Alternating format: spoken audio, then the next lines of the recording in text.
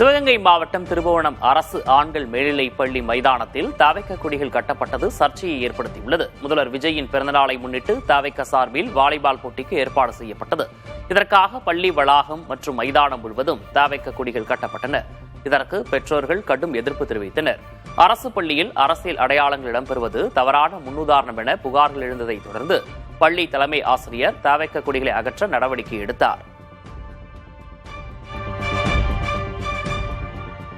அரசு பள்ளிகளில் தமிழக வெற்றிக்கழக நிர்வாகிகள் அத்துமீறுவதாக அமமுக பொதுச்செயலர் டிடிவி தினகரன் கண்டனம் தெரிவித்துள்ளார். இதுகுறித்து தனது எக்ஸல பக்கத்தில் பதிவிட்டுள்ள அவர், திருவாரூர், காஞ்சிபுரம் மாவட்ட அரசு பள்ளிகளுக்குள் புகுந்து தாவேக்காவினர் ரீல்ஸ் எடுப்பதும் பிறந்தநாள் கொண்டாடுவதும் அராஜகத்தின் உச்சம் என சாடியுள்ளார். மேலும் ஆட்சிக்கு வந்தது முதலே அம்மா உணவகங்கள், அரசு மருத்துவமனைகளில் தாவேக்காவினர் ஆய்வு என்ற பெயரில் அத்துமீறி வருவதாக சுட்டிக்காட்டியுள்ள அவர், இதற்கு முதல்வர் விஜய் எப்போது முற்றுப்புள்ளி வைக்கப் போகிறார் எனவும் கேள்வி எழுப்பியுள்ளார். அதிமுக வென்ற 47 தொகுதிகளில் 31 வெல்வதற்கு பாமகவை காரணம் என அதிமுக மூத்த தலைவர் சி வி சண்முகம் கூறியிருந்தது குறித்து பாமக தலைவர் அன்புமணி ராமதாஸ் பதிலளித்துள்ளார். கூட்டணியில் பரஸ்பரம் வெற்றி பெற்றதாக அவர் தெரிவித்துள்ளார். முதலமைச்சர் விஜய் அவர்கள் உடனடியாக இந்த சட்டத்தை இந்த கூட்டத்தொடரிலே கொண்டு வரலாம். சேவை பெறும் உரிமை சட்டம், ரைட் டு சர்வீசஸ் ஆக்ட். இந்த சட்டம் நிறைவேறினால் தமிழக மக்களுக்கு பல சேவைகள் உடனடியாக சேரும். பிறப்பு சான்று வேணுமா, இறப்பு சான்று, எல்லாமே சேவை பெறும் உரிமை சட்டத்தில் உடனடியாக கிடைக்கும். கிட்டத்தட்ட ஒரு 30-40 சேவைகள். இதுலயும் நிதி சுமையே கிடையாது. சென்னையை தொடர்ந்து தமிழகத்தின் மேலும் 12 முக்கிய மாநகராட்சிகளில் தூய்மைப் பணிகளை பொது தனியார் பங்களிப்பு முறையில் மேற்கொள்ள தமிழ்நாடு அரசு திட்டமிட்டுள்ளது. தாம்பரம், ஆவடி, கோவை, மதுரை, திருச்சி உள்ளிட்ட 12 மாநகராட்சிகளில் குப்பைகளை சேகரிப்பது மற்றும் கிடங்குகளுக்கு கொண்டு செல்லும் பணிகளை தனியாரிடம் ஒப்படைப்பதற்கான விரிவான சாத்தியக்கூறு அறிக்கை தயார் செய்ய அரசு புதிய டெண்டர் கோரியுள்ளது. தமிழகத்திற்கு வரவேண்டிய தொழில் முதலீடுகள் ஆந்திராவிற்கு சென்றுவிட்டதாக கூறுபவர்களுக்கு நடப்பு சட்டமன்ற கூட்டத்தொடரில் ஆதாரத்துடன் பதிலடி கொடுப்பேன் என்று தொழில்துறை அமைச்சர் கீர்த்தனா தெரிவித்திருக்கிறார். கடந்த திமுக ஆட்சியில் முதலீட்டிற்கான பல கட்ட செயல்பாடுகளில் ஏற்பட்ட தாமதம் மற்றும் நிர்வாக குளறுபடிகள் காரணமாகவே சில நிறுவனங்கள் தமிழகத்தை விட்டு வெளியேறியுள்ளதாக அவர் குறிப்பிட்டார். மதுரை மற்றும் சிவகங்கை மாவட்ட ஆட்சியர்கள் உட்பட முக்கிய IAS அதிகாரிகளை மாற்றம் செய்து தமிழக அரசு உத்தரவிட்டுள்ளது. அதன்படி மதுரை மாவட்ட ஆட்சியராக இருந்த ஆகாஷ் சிவகங்கை மாவட்ட ஆட்சியராகவும், சிவகங்கை மாவட்ட ஆட்சியராக இருந்த நிஷாந்த் கிருஷ்ணா மதுரை மாவட்ட ஆட்சியராகவும் இடமாற்றம் செய்யப்பட்டுள்ளனர்.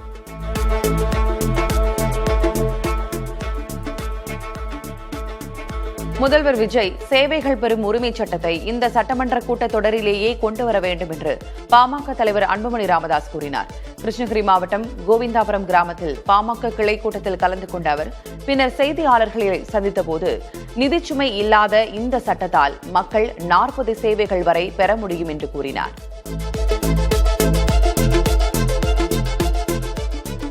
இந்த தொகுதியையோ தொகுதி மக்களையோ நான் விருப்புவன் அல்ல என்று திமுக முன்னாள் அமைச்சர் துரைமுருகன் தெரிவித்துள்ளார். வேலூர் மாவட்டம் காட்பாடி அடுத்த பொன்னையில் கட்டப்பட்டு வரும் தடுப்பணையை சுற்றி பார்த்த அவர் அங்கு செய்தியாளர்களை சந்தித்தார். அப்போது நாளைக்கே மறுதேர்தல் வைத்தா கூட 25,000 வாக்குகள் வித்தியாசத்தில் வெற்றி பெறுவேன் என்றார். மாதவிடாய் சமயத்தில் அரசு பள்ளி மாணவி வகுப்பறைக்கு வெளியே நிற்க வைக்கப்பட்ட சம்பவத்திற்கு பாஜக மாநில தலைவர் நயினார் நாகேந்திரன் கண்டனம் தெரிவித்திருக்கிறார். இதுகுறித்து அறிக்கை வெளியிட்டுள்ள அவர், சென்னையில் 11 வயது மாணவிக்கு நேர்ந்த இந்த துயரம் தமிழக பெண்கள் முன்னேற்றத்தில் விழுந்த பெரும் கீறல் என்று சாடியுள்ளார். விளாத்துக்குளம் அரசு தொடக்கப்பள்ளியில் காலை உணவு பற்றாக்குறையால் 40 மாணவர்களுக்கு உணவு வழங்கப்படாத சம்பவம் தொடர்பாக தொடக்க கல்வி மாவட்ட அலுவலர் விசாரணை நடத்தினார். புதிதாக மாணவர் சேர்க்கை அதிகரித்ததும் பள்ளி நிர்வாகம் மற்றும் காலை உணவு திட்ட பணியாளர்களுக்கு இடையிலான கருத்து வேறுபாடு காரணமாக உணவு பற்றாக்குறை ஏற்பட்டதாக தெரிவிக்கப்பட்டுள்ளது. கடந்த ஆட்சியைப் போல பணம்தான் முக்கியம் என்ற நிலை மாறிவிட்டதாக அமைச்சர் ஜெகதீஸ்வரி தெரிவித்திருக்கிறார். விருதுநகர் மாவட்டம் ராஜபாளையத்தில் தூய்மை பணியாளர்களுக்கு பாதுகாப்பு உபகரணங்கள் வழங்கும் நிகழ்ச்சி நடைபெற்றது. அதில் உரையாற்றிய அமைச்சர் ஜெகதீஸ்வரி, ₹1 கூட பணம் கொடுக்காமல் உங்கள் தேவைகள் நிறைவேற்றப்படும் என்றார். பெரும்பாக்கம் குடியிருப்பு கட்டுமானத்திற்கான சுற்றுச்சூழல் அனுமதி ரத்து உத்தரவை எதிர்த்து மேல்முறையீடு செய்துள்ளதாக பிரிகேட் குழுமம் அறிவித்திருக்கிறது. இந்த நிறுவனம் வெளியிட்டுள்ள அறிக்கையில் SCIAA-வின் சார்பில் கடந்த மே 12ஆம் தேதியன்று ரத்து உத்தரவு பிறப்பிக்கப்பட்டுள்ளதாக சுட்டிக்காட்டப்பட்டுள்ளது. தங்கள் சார்பில் விளக்கமளிக்க வாய்ப்பு வழங்கப்படவில்லை என்றும் குறிப்பிடப்பட்டுள்ளது. திண்டுக்கல் அருகே CNG ஏற்றிச் சென்ற லாரி கவிழ்ந்து விபத்திற்குள்ளானது. கொடைரோடு அருகே 4 வழிச்சாலையில் 60 CNG சிலிண்டர்களை ஏற்றிச் சென்ற லாரி கட்டுப்பாட்டை இழந்து கவிழ்ந்தது. லாரி ஓட்டுநர் சிறு காயங்களோடு உயிர் தப்பினார். தீயணைப்புத்துறை, இந்தியன் ஆயில் நிறுவன ஊழியர்கள் இணைந்து போராடி சிலிண்டர்களை பாதுகாப்பாக மீட்டனர். CNG சிலிண்டர்களில் இருந்த எரிவாயு முழுமையாக காலி செய்யப்பட்ட பின் காலி சிலிண்டர்கள் விபத்தில் சிக்கிய வாகனத்திலேயே அனுப்பி வைக்கப்பட்டன.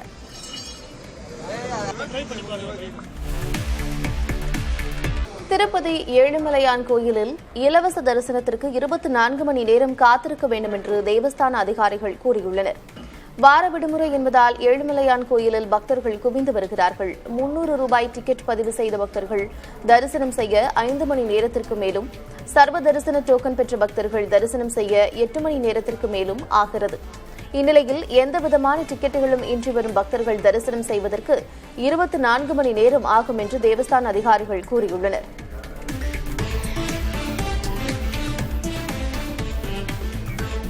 சென்னை முட்டுக்காட்டில் அமையவிருக்கும் கலைஞர் நூற்றாண்டு பன்னாட்டு கூட்ட அரங்க பணிகளை அமைச்சர் ஆதவ் அர்ஜுனா நேரில் ஆய்வு செய்தார். கிழக்கு கடற்கரை சாலையில் 525 கோடி ரூபாய் மதிப்பில் 38 ஏக்கர் பரப்பளவில் இந்த பிரம்மாண்ட அரங்கம் கட்டப்பட்டு வருகிறது. ஒரே நேரத்தில் 5000 பேர் பங்கேற்கும் மாநாட்டு கூடம், 10,000 பேர் பார்வையிடும் அதிநவீன கண்காட்சி அரங்கம் அமைக்கப்படும் நிலையில் பணிகளின் தரம் குறித்து அதிகாரிகளிடம் அமைச்சர் ஆதவ் அர்ஜுனா கேட்டறிந்தார்.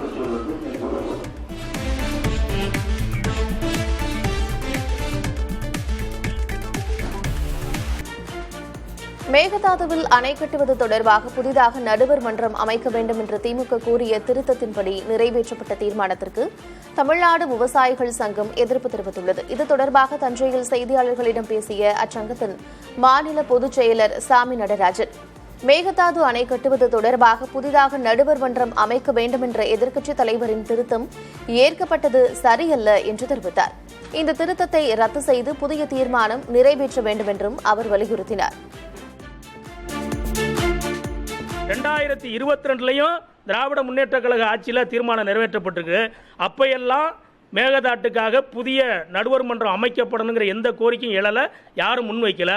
இப்போது மாண்புமிகு எதிர்க்கட்சி தலைவர் சட்டமன்றத்தில் இப்படி ஒரு திருத்தத்தை கொடுத்து அந்த திருத்தத்தோடு இந்த தீர்மானம் நிறைவேற்றப்பட்டிருக்கிறத தமிழ்நாடு விவசாயிகள் சங்கம் ஏற்றுக்கொள்ளலை.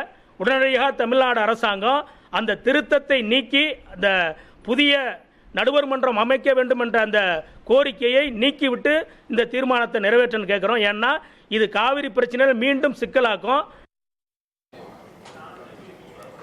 மேகதாது அணை விவகாரத்தில் சட்டமன்றத்தில் ஒருமனதாக நிறைவேற்றப்பட்ட தீர்மானம் மூலம் அனைத்து அரசியல் கட்சிகளும் தமிழ்நாட்டிற்கு துரோகம் இழைத்துள்ளதாக காவிரி உரிமை மீட்புக் குழுவின் ஒருங்கிணைப்பாளர் பே. மணியரசன் கூறியுள்ளார்.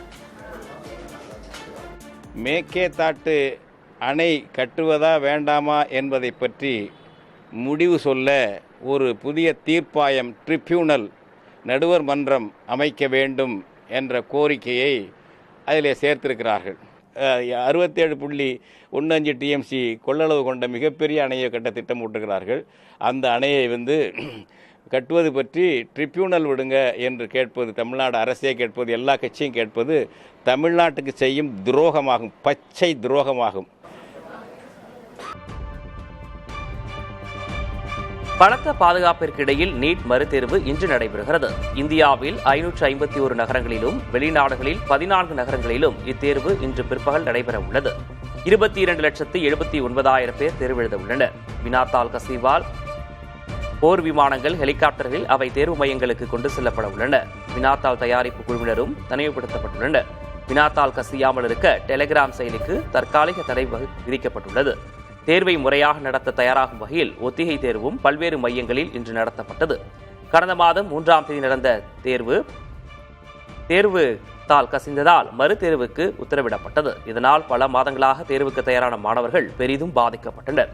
மத்திய கல்வி அமைச்சர் தர்மேந்திர பிரதான் பதவி விலக கடும் நெருக்கடிகளும் அளிக்கப்பட்டன. இந்நிலையில் முன்னெப்போதும் இல்லாத பாதுகாப்பு ஏற்பாடுகளுடன் மறுதேர்வு நடைபெறுகிறது.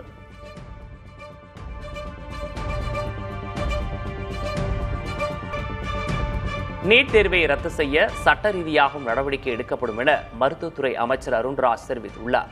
கோவை அரசு மருத்துவக் கல்லூரி பட்டமளிப்பு விழாவில் கலந்து கொண்ட அவர் அதனைத் தொடர்ந்து செய்தியாளர்களை சந்தித்தார்.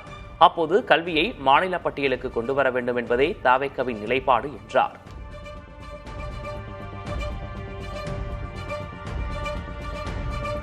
நீட் வேண்டாம் என்பதுதான் தமிழக வெற்றி கழகத்தின் உறுதியான நிலைப்பாடு. தேர்தலுக்கு முன்னாடி நம்ம வேண்டாம்னு சொல்லியிருக்கோம். இது மாநில உரிமைகளுக்கு எதிரானது, கிராமப்புற ஏழை எளிய மாணவர்களுக்கு எதிரானது தான். அதனால தான் நம்ம வேண்டாம்னு சொல்லியிருக்கோம். நிரந்தர தீர்வாக கல்வி மருத்துவத்தை நம்ம மாநில பட்டியலுக்கு கொண்டு வரணும் தான் நம்ம ஆளுநர் உரையில் கூட அதை நம்ம தெளிவாக சொல்லியிருக்கிறோம். சட்டமன்றத்தில் தீர்மானம் மட்டுமல்ல, நீதி வழியிலையும் சட்ட ரீதியிலும் நாங்கள் அதுக்கான அனைத்து வழிகளையும் நாங்கள் ஆராய்ச்சி பண்ணி நாங்கள் பண்ணோம். மேற்கு வங்க மாநிலம் சங்கிலியில் இருந்து விடுபட்டுள்ளதாக பிரதமர் நரேந்திர மோடி கூறியுள்ளார். சட்டமன்ற தேர்தல் வெற்றிக்கு பிறகு முதல் முறையாக மேற்கு வங்க மாநிலத்திற்கு பயணம் மேற்கொண்ட பிரதமர் மோடி கொல்கத்தாவில் நடந்த மேற்கு வங்க மாநில தின நிகழ்ச்சியில் கலந்து கொண்டு உரையாற்றினார். அப்போது மேற்கு வங்கத்தில் புத்துணர்ச்சியான காற்று வீசுவதாகவும் ஊழல் மற்றும் ஊடுருவல் கலாச்சாரம் ஒழிக்கப்படும் எனவும் குறிப்பிட்டார். தொடர்ந்து விவசாயிகளின் நலனுக்காக PM கிசான் திட்டத்தின் 23வது தவணையை பிரதமர் மோடி விடுவித்தார். ஒடிஷா மாநிலத்தில் 47,000 கோடி ரூபாய் மதிப்பிலான வளர்ச்சி திட்டங்களை குடியரசுத் தலைவர் முர்முவும் பிரதமர் மோடியும் ஒன்றாக தொடங்கி வைத்ததோடு புதிய திட்டங்களுக்கும் அடிக்கல் நாட்டினர். எரிசக்தி, தொழில்துறை, போக்குவரத்து, சுகாதாரம், கல்வி உள்ளிட்ட பல்வேறு துறைகளுக்கான திட்டங்களை குடியரசுத் தலைவர் திரௌபதி முர்மு, பிரதமர் மோடி கூட்டாக தொடங்கி வைத்தனர். தொடர்ந்து குடியரசுத் தலைவருடன் பிரதமர் மோடி பழங்குடி சமூகத்தினரின் வழிபாட்டு தலங்களுக்கு சென்றார். அங்கு பிரதமர் மோடிக்கு பழங்குடியின மக்களின் பாரம்பரிய இசை மற்றும் நடனத்துடன் சிறப்பான வரவேற்பு அளிக்கப்பட்டது. குடியரசுத் தலைவர் திரௌபதி முர்முவுடன் இணைந்து பழங்குடி சமூகத்தினரின் வழிபாட்டு தலங்களில் பிரதமர் மோடி வழிபாடு மேற்கொண்டார்.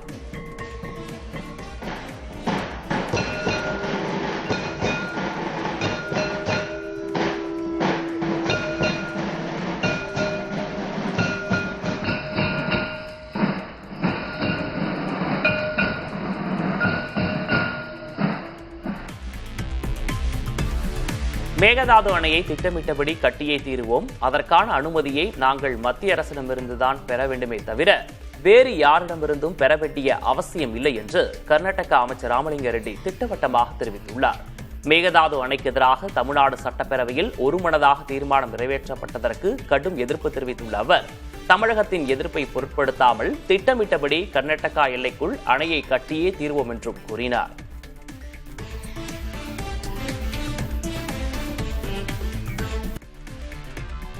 மகாராஷ்டிர முன்னாள் காங்கிரஸ் தலைவர் பவன்ராஜே நிம்பால்கர் 2006ஆம் ஆண்டு படுகொலை செய்யப்பட்ட வழக்கில் போதிய ஆதாரங்கள் இல்லை என கூறி அவரது உறவினரும் முன்னாள் NCP MPயுமான பத்மசிங் பாட்டீல் உள்ளிட்ட அனைவரையும் மும்பை CBI சிறப்பு நீதிமன்றம் சனிக்கிழமை விடுதலை செய்தது. 2006 ஜூன் 3 அன்று பவன்ராஜே மற்றும் அவரது ஓட்டுநர் சமத் காஜி ஆகியோர் காரில் சென்றபோது மர்ம நபர்களால் சுட்டுக் கொல்லப்பட்டனர். தற்போதைய தீர்ப்புக்கு எதிராக CBI மேல்முறையீடு செய்யும் என துணை முதல்வர் ஏக்நாத் ஷிண்டே தெரிவித்துள்ளார். இத்தீர்ப்பு பவன்ராஜேவின் மகனும் MPயுமான ஓம் பிரகாஷுக்கு பின்னடைவாக கருதப்படுகிறது.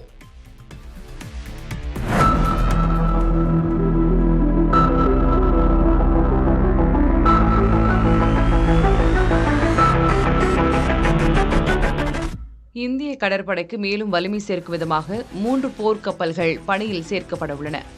இந்த 3 கப்பல்களுமே உள்நாட்டில் தயாரிக்கப்பட்டவை என்பது அவற்றின் சிறப்பம்சம். இதில் INS துனகிரி கப்பல் போரில் ஈடுபடுவதுடன் கண்காணிப்பு பணிகளிலும் ஈடுபடும் திறன் கொண்டது.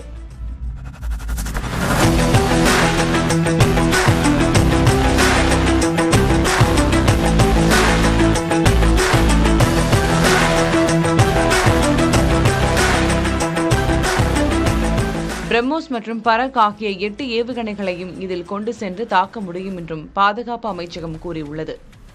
எதிரிகளின் ரேடார்களில் சிக்காது என்பதும் இதன் மற்றொரு சிறப்பம்சம். INS ஆக்ரே என்ற கப்பல் நீருக்குள் இருந்து வரும் எத்தகைய மிரட்டல்களையும் சமாளிக்கும் வகையில் பிரத்யேகமாக வடிவமைக்கப்பட்ட கப்பல் என பாதுகாப்பு அமைச்சகம் கூறியுள்ளது.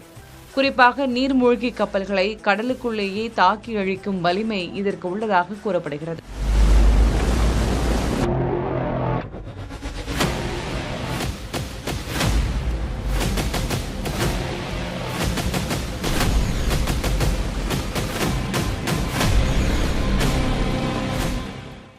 INS சன்ஷோதக் கப்பல் கடலுக்குள் விரிவான ஆய்வுகளை செய்யும் வசதிகளுடன் உருவாக்கப்பட்டுள்ளது. இது அறிவியல் பூர்வமாக ஆய்வு செய்து தரும் தரவுகள் எது போன்ற பாதுகாப்பு மற்றும் தற்காப்பு நடவடிக்கைகளை கையாளலாம் என்றும் முடிவெடுக்க கடற்படைக்கு உதவும். இந்த 3 கப்பல்களின் வருகை இந்திய கடலோர பாதுகாப்பை உறுதிப்படுத்தும் என எதிர்பார்க்கப்படுகிறது.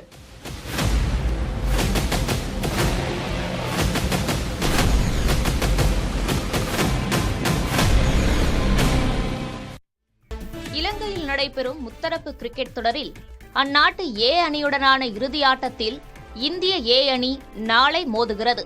தம்புல்லாவில் நடைபெறும் இந்த போட்டி இந்திய நேரப்படி காலை 10 மணிக்கு போட்டி தொடங்க உள்ளது. கடந்த லீக் போட்டியில் சூப்பர் ஓவரில் இலங்கை வென்றபோது இந்திய இளம் வீரர் வைபவ் சூரியவன்ஷி இலங்கை வீரர்களுக்கு இடையே ஏற்பட்ட வார்த்தை மோதலால் ஆட்டத்தில் பரபரப்பு நிலவியது. இந்நிலையில் IPL தொடரில் 776 ரன்கள் குவித்து அசத்திய 15 வயது சூரியவன்ஷி இறுதிப் போட்டியில் ஜொலிப்பாரா என்று பெரும் எதிர்பார்ப்பு நிலவுகிறது. சென்னை பெரவள்ளூரில் அரசு நடுநிலைப் பள்ளியில் படிக்கும் 11 வயது மாணவிக்கு மாதவிடாய் ஏற்பட்டதால் வகுப்பறைக்குள் அனுமதிக்காமல் வெளியே நிற்க வைத்ததாக பெற்றோர் குற்றம் சாட்டியுள்ளனர். வெள்ளிக்கிழமை மதியம் 12 மணி முதல் மாலை 4 மணி வரை மாணவியை வகுப்பறைக்கு வெளியே நிற்க வைத்ததாகவும் இதனால் உடல்நல பாதிப்பு ஏற்பட்டதாகவும் கூறப்படுகிறது. மாணவி மருத்துவமனையில் சிகிச்சை பெற்று வீடு திரும்பியுள்ளார். இதுகுறித்து விசாரணை நடத்தி முழு விவரங்கள் வெளியிடப்படும் என்று காவல்துறை தரப்பில் தெரிவிக்கப்பட்டுள்ளது.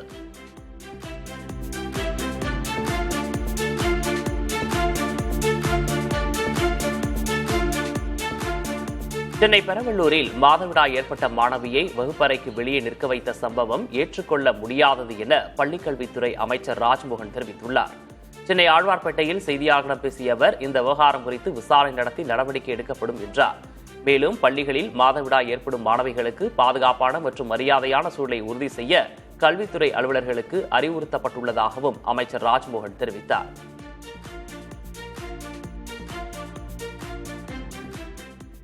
ஏற்றுக்கொள்ள முடியாத விஷயம். மாதவிடாய்னா என்ன? இது தீண்டத்தகாததா? அது ஒரு தாயினுடைய கருவறையில் இருந்து வரக்கூடியது. அப்படிப்பட்ட மாதவிடாயிலிருந்து தான் ராஜ்மோகன் பிறந்திருக்கிறேன், அமைச்சராக இருக்கிறேன். இதை போன்ற பிற்போக்குத்தனமான விஷயங்களுக்கெல்லாம் நம்ம ஏற்றுக்கொள்ளவே முடியாது. இருந்தபோதும் அந்த விஷயம் குறித்து உடனடியாக விசாரித்து முதல் கட்ட தகவல்களை சேகரம் செய்து எனக்கு தரும்படி அதிகாரிகளிடம் கேட்டிருக்கிறேன். அதனால தமிழ்நாடு முழுக்க இருக்கக்கூடிய அரசு மற்றும் தனியார் பள்ளி நிறுவனங்கள்ல எந்த இடத்திலையும் எங்களுடைய மாணவிகளுக்கு இந்த மாதவிடாய் சார்ந்து இதை போன்ற நேரடியாகவோ மறைமுகமாகவோ எந்த அழுத்தங்களும் தரக்கூடாது என்பதையும் கேட்டுக்கொள்கிறேன். அவர்களுக்கு சேஃபான, அவர்களுக்கு ஒரு கம்ஃபர்டான என்விரான்மெண்ட்டை உருவாக்க வேண்டும் என்று நம்முடைய கல்வி நிறுவனங்களில் வேலை செய்து கொண்டிருக்கிற ஆசிரியர் பெருமக்களையும் நான் கேட்டுக்கொள்கிறேன். தேனி பெரியகுளம் அருகே வராக நதி பகுதியில் ஊராட்சி நிர்வாகம் குப்பைகளை கொட்டுவதை தடுக்க மாவட்ட நிர்வாகம் நடவடிக்கை எடுக்க கோரிக்கை எழுந்துள்ளது. ஜெயமங்கலம் ஊராட்சியில் சேகரிக்கப்படும் குப்பைகளை ஊராட்சி நிர்வாகம் பல ஆண்டுகளாக வராக நதி பகுதியில் கொட்டி வருவதாகவும் இதனால் நதி நீர் மாசடைந்துள்ளதாகவும் பொதுமக்கள் புகார் தெரிவிக்கின்றனர். பெரியகுளம் பொதுப்பணித்துறை செயற்பொறியாளர் அன்புவிடம் கேட்டபோது நதி பகுதியில் குப்பை கொட்டுவதை தடுக்க நடவடிக்கை எடுக்கப்படும் என தெரிவித்தார்.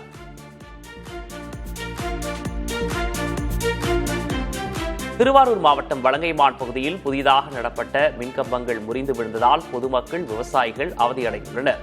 மாவட்டத்தில் அண்மையில் பெய்த பலத்த மழையால் விளத்தூர், செம்பிநல்லூர், அவளிநல்லூர் உள்ளிட்ட கிராமங்களில் புதிதாக நடப்பட்ட மின்கம்பங்கள் உடைந்து விழுந்துள்ளன.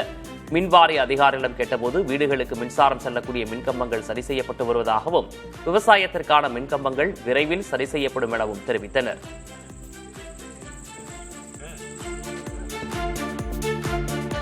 கடலூர் மாவட்டம் பரங்கிப்பேட்டை அருகே 4 ஹைட்ரோ கார்பன் கிணறுகள் அமைக்க அனுமதி வழங்கக்கூடாது என வலியுறுத்தி இந்திய கம்யூனிஸ்ட் கட்சியினர் பூமுத்தூரில் சாலை மறியல் போராட்டத்தில் ஈடுபட்டனர். கடலுக்கு அடியில் கிணறுகள் தோண்டப்பட்டால் கடல் வளம், கடல்வாழ் உயிரினங்கள் மற்றும் அலையாத்தி காடுகள் பாதிக்கப்படும் என போராட்டக்காரர்கள் தெரிவித்தனர். ஹைட்ரோ கார்பன் திட்டம் சுற்றுச்சூழலுக்கு பாதிப்பை ஏற்படுத்தும் என்றும் இந்திய கம்யூனிஸ்ட் கட்சியினர் குற்றம் சாட்டினர்.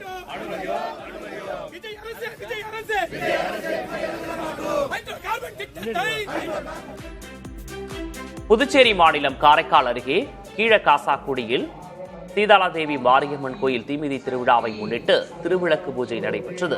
300க்கும் மேற்பட்ட பெண்கள் குத்துவிளக்கிற்கு சிறப்பு பூஜை செய்து வழிபட்டனர்.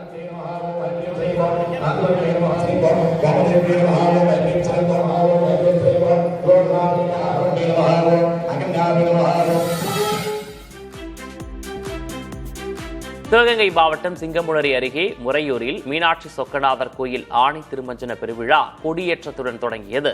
முன்னதாக ரிஷப கொடி 4 ரத வீதிகளில் ஊர்வலமாக எடுத்து வரப்பட்டு கோயிலை அடைந்தது. தொடர்ந்து சிறப்பு பூஜைகள் செய்து கோயில் கொடிமரத்தில் கொடியேற்றப்பட்டது. மீனாட்சி சொக்கநாதருக்கு சிறப்பு வழிபாடும் நடைபெற்றது.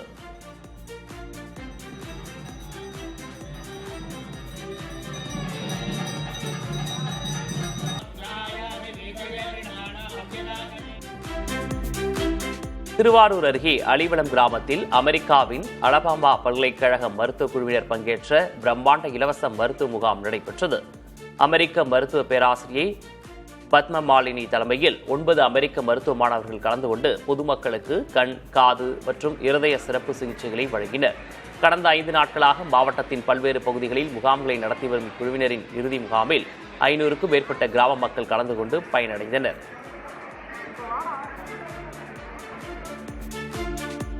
திண்டுக்கல் மாவட்டம் அயலூர் அருகே பொதுமக்கள் சாலை மறியலில் ஈடுபட்டனர். வேங்கனூர் வடுகப்பட்டி பிரிவு முதல் வடுகப்பட்டி வரையிலான சாலை சீரமைப்பு பணி நிறைவேறாமல் உள்ளது. இதனால் வேங்கனூர், பூவன்களம், வடுகப்பட்டி பகுதி மக்கள் தினமும் சிரமப்படுவதாக புகார் தெரிவித்து போராட்டம் நடைபெற்றது. காவல்துறையினர், வட்டார வளர்ச்சி அதிகாரிகளின் பேச்சுவார்த்தைக்கு பின் போராட்டம் விலக்கிக் கொள்ளப்பட்டது.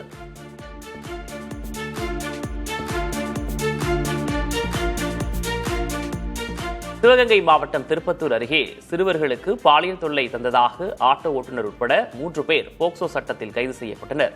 சிறுவர்களை போதைப் பொருட்களுக்கு அடிமையாக்கி பாலியல் தொல்லை தந்ததாக ஆட்டோ ஓட்டுநர் ஆறுமுகம், அழகுராஜா, அசோக்குமார் ஆகியோரை போக்சோ சட்டத்தில் கண்டவராயன்பேட்டை தனிப்படை காவல்துறையினர் கைது செய்தனர்.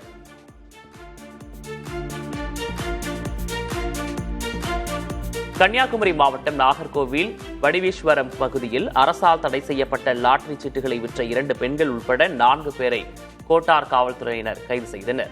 எஸ்பிக்கு வாட்ஸ்அப்பில் வந்த ரகசிய தகவலின் பேரில் நடத்தப்பட்ட இந்த சோதனையில் அவர்களிடமிருந்து 88 லாட்டரி சீட்டுகள் மற்றும் 7 செல்போன்கள் பறிமுதல் செய்யப்பட்டன.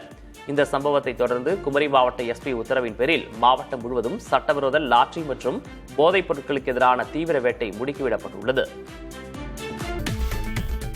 விருதுநகர் அல்லம்பட்டி சாலையில் கிடந்த 1.5 பவுன் தங்கச்சங்கிலியை எடுத்து காவல்துறை மூலம் உரியவரிடம் சேர்த்த கல்லூரி மாணவரை பலரும் பாராட்டி வருகின்றனர். மீசலூர் பகுதியைச் சேர்ந்த சியாமலா என்பவர் தவறவிட்ட சங்கிலியை சென்னை SRM கல்லூரியில் படிக்கும் விருதுநகர் மாணவர் நிதீஸ்வரன் கண்டெடுத்துள்ளார். உடனடியாக அதனை விருதுநகர் கிழக்கு காவல் நிலையத்தில் அவர் ஒப்படைத்ததை தொடர்ந்து சியாமலாவிடம் சங்கிலி வழங்கப்பட்டது. மாணவர் நிதீஸ்வரனின் நேர்மையை செயலை பாராட்டி காவல்துறையினர் அவருக்கு பொன்னாடை போர்த்தி கௌரவித்தனர். புதுச்சேரி அரசின் பொதுப்பணி மற்றும் உள்ளாட்சித் துறைகள் சார்பில் காரைக்காலில் கடந்த 10 ஆண்டுகளில் நிறைவேற்றப்பட்ட சாதனை திட்டங்களை விளக்கும் பிரகதி பாத யாத்திரை விழிப்புணர்வு பேரணி நடைபெற்றது.